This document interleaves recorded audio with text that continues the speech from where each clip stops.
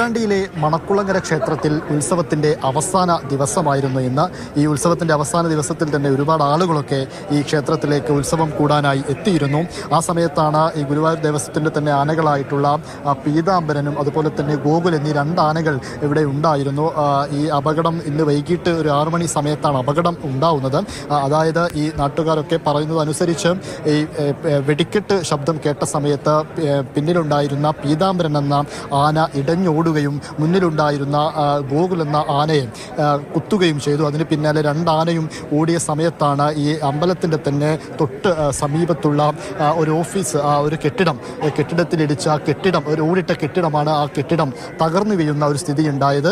പിന്നാലെ ഈ ആനകൾ ഇടഞ്ഞോടിയ സമയത്ത് തന്നെ നിരവധി ആളുകൾ ഈ ക്ഷേത്രത്തിൻ്റെ ചുറ്റുപാടും ഓടുന്നൊരു സാഹചര്യമുണ്ടായി. കെട്ടിടത്തിന് അടുത്തും കുറേ ആളുകൾ ഉണ്ടായിരുന്നു. ഈ കെട്ടിടം തകർന്നും തിക്കിലും തിരക്കിലും വെട്ടുമൊക്കെയാണ് പലർക്കും, നിരവധി ആളുകൾക്ക് പരിക്കേൽക്കുന്ന ഒരു സാഹചര്യമുണ്ടായത്. ഗുരുതര പരിക്കേറ്റവരെയൊക്കെ ഉടനെ തന്നെ കോഴിക്കോട് മെഡിക്കൽ കോളേജ് ആശുപത്രിയിലേക്ക് മാറ്റി. അതിലൊരു സങ്കടകരമായ കാര്യമെന്ന് പറയുന്നത് 65 വയസ്സിന് മുകളിൽ പ്രായമുള്ള ലീല രാജൻ,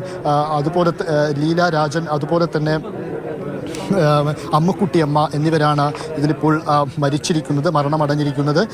നാളെ അവരുടെ പോസ്റ്റ്മോർട്ടം നടപടികളൊക്കെ പൂർത്തിയാക്കുകയും ചെയ്യും. മറ്റും 7ഓളം പേർക്ക് ഗുരുതര പരിക്കേൽക്കുന്നൊരു സാഹചര്യവും ഉണ്ടായിരുന്നു. നേരത്തെ കൊയിലാണ്ടി ആശുപത്രിയിലേക്ക് എത്തിച്ചവരെയൊക്കെ ചില ആളുകൾക്ക് നിസ്സാര പരിക്കുകളുള്ളവരൊക്കെ അവിടെ നിന്ന് ഡിസ്ചാർജ് ആവുകയും ബാക്കിയുള്ളവരെ കോഴിക്കോട് മെഡിക്കൽ കോളേജിലേക്ക് മാറ്റുകയുമാണ് ചെയ്തത്. ഇതിലിപ്പോൾ പ്രധാനമായും ആവശ്യപ്പെടുന്നത് എങ്ങനെയാണ് അപകടമുണ്ടായത് എന്ന കാര്യത്തിലൊരു കൃത്യമായ അന്വേഷണം, ഒരു സ്ഥിരീകരിക്കുന്ന രീതിയിലുള്ള ഒരു അന്വേഷണം വേണം എന്നാണ് പലരും ആവശ്യപ്പെടുന്നത്. അതേസമയം തന്നെ മന്ത്രി AK ശശീന്ദ്രൻ ഇപ്പോൾ ഇത് സംബന്ധിച്ച് വനം വന്യജീവി വകുപ്പിനോട് വ്യക്തമായ ഒരു റിപ്പോർട്ടും തേടിയിട്ടുണ്ട്. അടിയന്തരമായ റിപ്പോർട്ട് സമർപ്പിക്കണമെന്ന ആവശ്യമാണ് ഉയരുന്നത്. നാളെയാണ് ഈ മരിച്ചവരുടെ സംസ്കാരമടക്കമുള്ള കാര്യങ്ങൾ നാളെയാണ് നടക്കുന്നത്.